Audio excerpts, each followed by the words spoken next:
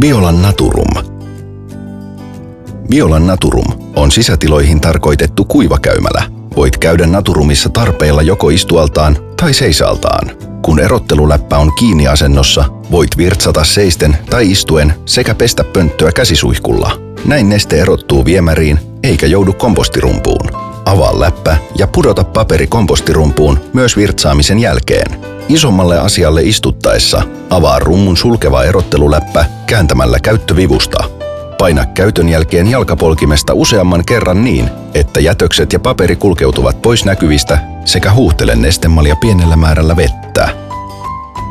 Hajuja ei huonetilaan tule suuremmallakaan hädällä, koska tila tuulettuu laitteen kautta katolle.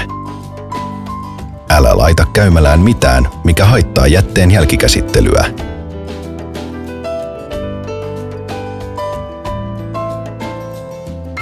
Tyhjennä tyhjennysastia sen täyttyessä.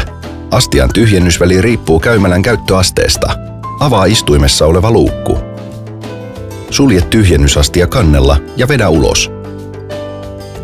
Tyhjennä astia jälkikompostoitumaan. Palauta astia takaisin paikoilleen.